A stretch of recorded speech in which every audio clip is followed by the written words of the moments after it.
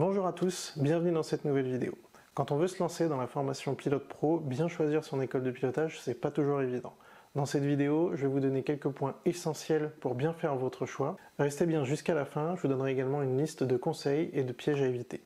Avant d'entrer dans le vif du sujet, je veux d'abord rapidement vous parler de l'avenir de la chaîne. Pour commencer, le nouveau nom, Horizon, c'est plus simple et ça correspond plus à ce que j'ai en tête pour l'avenir de cette chaîne.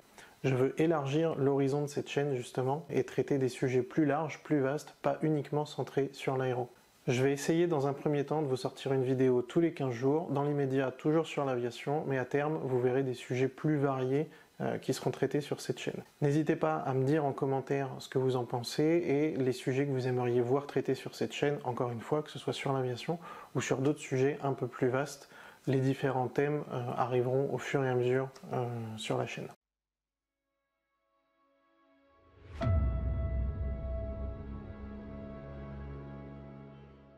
Depuis que je suis FI, j'ai croisé pas mal de personnes qui se demandent comment bien choisir son école de pilotage pour devenir pro ou qui se rendent compte qu'ils n'ont pas choisi la bonne. Dans cette vidéo, je vais donc vous donner quelques conseils pour bien choisir, le but n'étant pas de faire un comparatif de différentes écoles, mais de vous donner les éléments clés pour choisir la meilleure école pour vous. On va commencer par le début. Pour faire le bon choix, il faut bien se renseigner. On va évidemment faire nos recherches sur internet et on va se concentrer sur 4 points. Le premier, ça va être d'aller visiter les sites des écoles qui vous intéressent pour avoir une idée justement de l'école en question, connaître sa flotte, etc. Une fois que vous avez fait ça, allez voir les réseaux sociaux, s'ils existent, de l'école en question, pour voir déjà s'il y a une cohérence entre le site internet et les réseaux sociaux, et ça vous donnera une idée un petit peu plus immersive de la vie de l'école et de la façon dont il fonctionne. Et enfin, une fois que vous avez fait ce premier tri, en troisième point, allez voir les forums du type Aéronet et essayez de récupérer des informations sur des personnes qui sont déjà passées par ces écoles, notamment des anciens élèves ou des anciens instructeurs. Ça vous permettra d'avoir un regard un petit peu plus réaliste sur ce qui se passe réellement dans l'école, plutôt que le côté commercial uniquement de l'école. Le but, dans un premier temps, ça va être de se faire un avis sur le sérieux et la réputation de l'école. Les meilleurs retours d'infos viendront surtout des anciens élèves, ceux qui ont fini leur formation au sein de l'école. Il y a certaines écoles qui n'hésitent pas à payer ou à faire des rabais à leurs élèves qui sont en cours de formation pour qu'ils leur fassent justement de la bonne pub, notamment lors de salons ou sur les forums en question. Justement, ça nous amène au quatrième point, c'est de se rendre sur les salons, notamment les salons des métiers, les salons aéronautiques comme ceux qu'on peut trouver au Bourget, à Lyon, etc. Et d'aller directement au contact de ces écoles pour prendre les infos en live. Donc allez-y préparez, faites une liste des questions et des points qui vous intéressent, on y revient juste après dans la vidéo, pour justement comparer ce qu'on va vous dire en live, en présentiel, directement en face à face, et les informations que vous aurez pu avoir précédemment sur les sites internet des écoles en question, sur les réseaux sociaux et sur les forums que vous auriez pu visiter et les retours d'expérience des anciens élèves ou d'anciens instructeurs des écoles qui vous intéressent. Maintenant, quels sont les critères à prendre en compte? Comme je vous l'ai dit, gardez à l'esprit que le sérieux et la réputation d'une école sont des éléments extrêmement importants. Gardez en tête qu'une école reste une entreprise dont le but est le profit et malheureusement, certains sont prêts à tout pour y arriver. Un autre point très important, ça va être la flotte d'avions de l'école, notamment sur les types d'avions. Est-ce que ce sont plutôt des avions récents ou des avions anciens, puisque ça va avoir un impact non négligeable sur votre formation, notamment au niveau du prix et de la qualité de votre formation. Sachant que le mieux restant une flotte plutôt moderne, puisque ça correspondra plus à ce que vous retrouverez en compagnie, plutôt qu'une flotte trop ancienne, surtout vis-à-vis de la consommation de carburant, qui va directement impacter le prix de la formation. Un autre critère très important sur la flotte, c'est l'homogénéité de cette flotte. Il vaut mieux une flotte où tous les avions sont identiques, avec les mêmes instruments, les mêmes performances, les mêmes types d'avions, plutôt qu'une flotte complètement hétéroclite, avec des avions tous différents les uns les autres, ce qui sera véritablement un cauchemar pour vous en tant qu'élève pendant la formation si vous devez passer d'un avion à l'autre. Et enfin, surtout quand vous serez sur des salons ou directement sur des journées portes ouvertes au sein des écoles qui vous intéressent, il va falloir contrôler, je dirais, la cohérence du discours.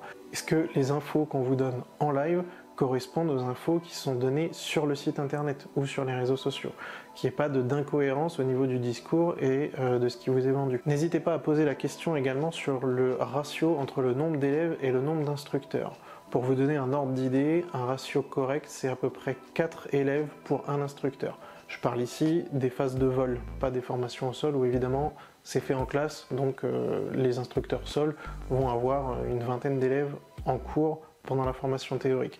Mais en vol, plus de 4 élèves pour un instructeur, ça commence à faire beaucoup et ça va avoir un impact sur la durée des formations des élèves en question. Et justement, en parlant de ça, posez la question sur la durée des formations. Combien de temps ça dure, en combien de phases, combien d'étapes, quel est le déroulé en fait de la formation du premier jour de votre arrivée dans l'école jusqu'à la fin avec toutes vos licences et vos qualifs terminés.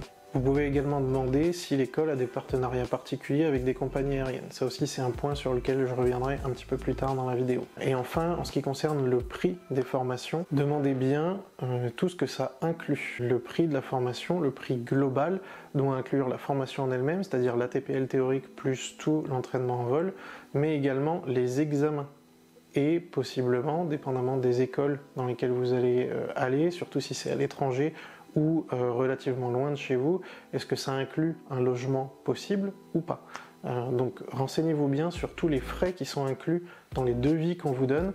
Souvent, malheureusement, il y a certaines écoles qui vont avoir tendance à vous donner des prix qui défient toute concurrence.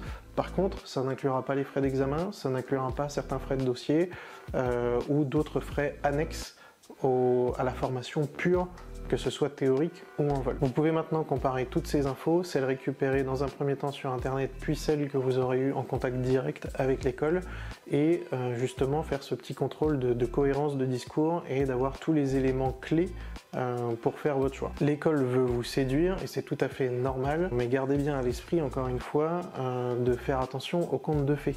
Si le discours est trop beau pour être vrai, c'est probablement que c'est le cas. Avec tout ça, vous avez maintenant une base solide pour faire votre choix et faire le tri des différentes écoles qui peuvent vous intéresser.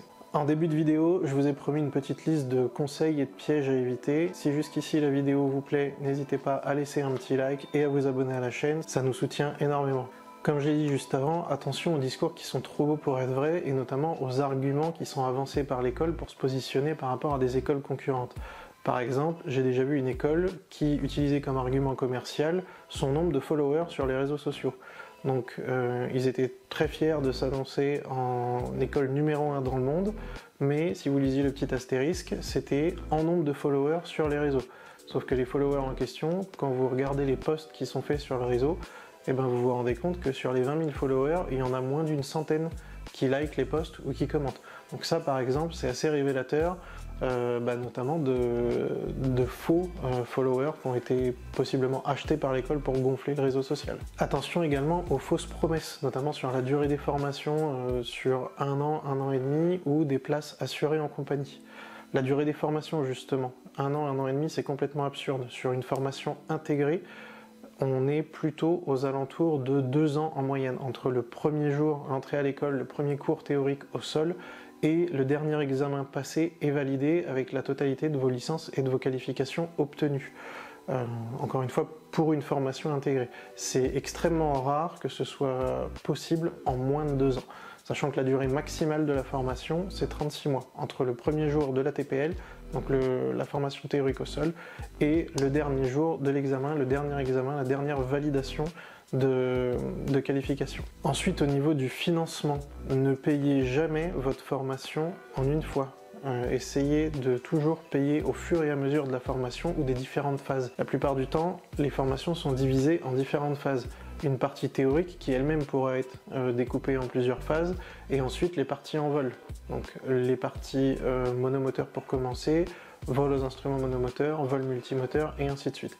Donc à vérifier, mais je crois que c'est même pas légal de vous faire payer la formation en une fois, et dans tous les cas c'est une très mauvaise idée. Si l'école vous demande de tout payer d'un seul coup, je vous le dis clairement, c'est très mauvais signe. Ça veut dire qu'ils courent après l'argent, qu'ils en ont besoin et que la santé de l'école n'est pas forcément au beau fixe. Donc attention à ça, c'est un coup à vous faire piéger comme c'est déjà arrivé dans le passé et à vous retrouver à commencer une formation, dépenser une centaine de milliers d'euros et vous retrouver au final avec une école qui fait faillite ou qui tire le rideau et qui part avec votre argent sans vous avoir fourni la formation au complet. Pour ce qui est des partenariats avec les compagnies également, attention à bien vérifier ce point-là. Il y a beaucoup d'écoles qui vont vous dire qu'ils sont partenaires avec telle compagnie ou telle autre compagnie. Pour commencer, il y a très peu de compagnies qui font des partenariats avec des écoles. Et quand ils font ce genre de partenariat, c'est toujours avec des écoles qui sont relativement conséquente, relativement importante, en termes de réputation, notamment à l'international, ou de qualité de formation reconnue. Certaines écoles vont mettre en avant des soi-disant partenariats avec des compagnies, en vous mettant toute une liste de compagnies dans laquelle leurs anciens élèves sont rentrés. Et c'est là où ils trichent un peu, c'est-à-dire qu'ils ne sont pas en partenariat avec ces compagnies. En revanche, certains de leurs anciens élèves sont rentrés dans ces compagnies en question, ce qui est un petit peu différent sur la forme et qui ne vous assure pas du tout une place en compagnie à l'issue de la formation. Ce genre de partenariat, encore une fois, ce genre d'assurance est extrêmement rare, pour pas dire inexistant aujourd'hui, de pouvoir avoir une place assurée en compagnie en sortant d'une école donnée. Vous pouvez avoir quelques facilités, j'entends par là que avoir sur votre CV d'être passé par telle ou telle école pourra vous ouvrir plus facilement les portes des sélections de certaines compagnies, et j'insiste bien là-dessus, ça vous garantit pas une place, ça vous facilite juste les démarches pour rentrer en sélection. Donc renseignez-vous bien là-dessus, n'hésitez pas à poser la question précisément à la compagnie, s'ils ont un partenariat, s'ils peuvent le prouver, est-ce qu'ils ont un document qui prouve leur partenariat avec la compagnie en question, voire à contacter la compagnie ou les compagnies qui sont prétendument en partenariat avec l'école pour confirmer si le partenariat est bien réel et ce qu'il implique réellement. Est-ce que c'est juste un nom mis sur une façade pour la notoriété de l'école, ou est-ce que c'est réellement un partenariat où la compagnie s'engage auprès de l'école à engager des élèves, et si c'est le cas, sous quelles conditions. Voilà, c'est la fin de cette vidéo, j'espère que j'aurai répondu à la plupart de vos questions et que je vous aurai donné des éléments suffisants pour bien faire votre choix. Dans tous les cas, n'hésitez pas à laisser en commentaire les questions que vous pourriez avoir sur cette vidéo ou sur les autres thèmes que vous aimeriez voir traités. Sur ce, moi je vous dis à dans une prochaine vidéo.